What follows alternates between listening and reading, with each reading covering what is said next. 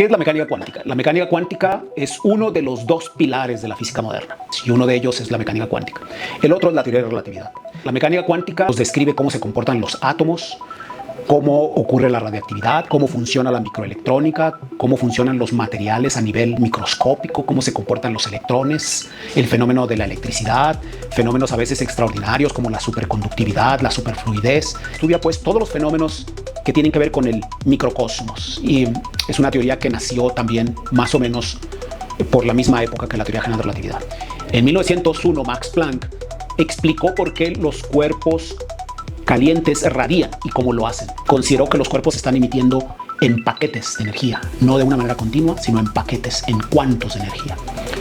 Es muy interesante saber que el estudio con el que nace la mecánica cuántica, el estudio de la manera como radian los cuerpos, es exactamente lo mismo que está en los termómetros que miden la temperatura y que estuvieron siendo utilizados durante la pandemia por el efecto de radiación del cuerpo negro. Todos nosotros nos sometíamos a un aparato que medía los colores con que nuestro cuerpo está irradiando por el hecho de tener una cierta temperatura, y a partir de esa radiación se puede deducir cuál es la temperatura del objeto o del cuerpo.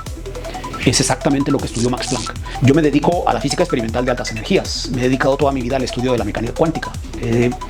Trabajo en el experimento Gran Colisionador de Hadrones, donde hacemos chocar protones contra protones, iones de plomo contra iones de plomo para crear nuevos estados de la materia.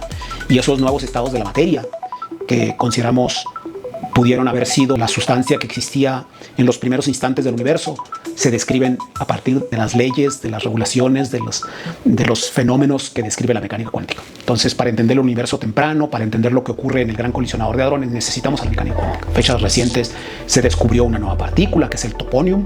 Es un agregado de top y antitop, los quarks, que son las partículas fundamentales en la naturaleza. Pero también, como la gente sabrá, se ha descubierto el Higgs, que es un mecanismo cuántico capaz de darle a las partículas una resistencia al movimiento. En fin, se ha ido completando un esquema completo de la naturaleza y de cómo funciona la naturaleza gracias a las leyes de la mecánica cuántica. Es una teoría controversial. Es una teoría que siempre ha sido cuestionada. Fue muy cuestionada por Albert Einstein, que intentó todo el tiempo encontrar ideas que mostraran que los fundamentos de la mecánica cuántica estaban equivocados, pero curiosamente esas ideas la han fortalecido. El entrelazamiento cuántico proviene justamente de una propuesta que Albert Einstein hizo para desbancar al principio de incertidumbre y acabó siendo observado en el laboratorio. El entrelazamiento cuántico es un hecho misterioso, extraordinario, que no logramos entender de bien a bien, pero que empieza a ser utilizado, que empieza a generar tecnología.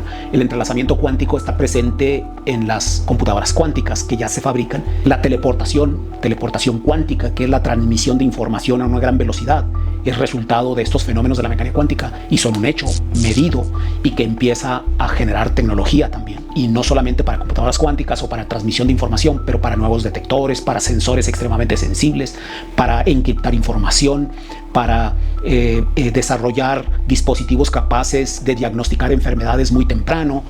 Todos estos son desarrollos de la mecánica cuántica que están en puerta y que van a darle forma a la sociedad. Por todo esto es que la Organización de las Naciones Unidas, a propuesta de la UNESCO, decidió dedicar este año a celebrar los 100 años desde que en 1925 Werner Heisenberg nos diera un primer esbozo teórico de lo que sería la mecánica cuántica, a celebrar esos 100 años, dedicando pues el 2025 a la ciencia y las tecnologías cuánticas. Estamos celebrando eso, y en particular el 29 de julio es la publicación del primero de 3 artículos que fueron fundacionales en la comprensión de la mecánica cuántica. Estamos celebrando esto porque la Organización de las Naciones Unidas también considera que es una manera de llevar a la gente, de popularizar, de visibilizar una teoría que tiene un gran impacto en la sociedad. La mecánica cuántica ha jugado y seguirá jugando un papel importante. Es por eso que la Organización de Naciones Unidas considera importante celebrarlo, para que la gente conozca un poco más de lo que realmente subyace al desarrollo social.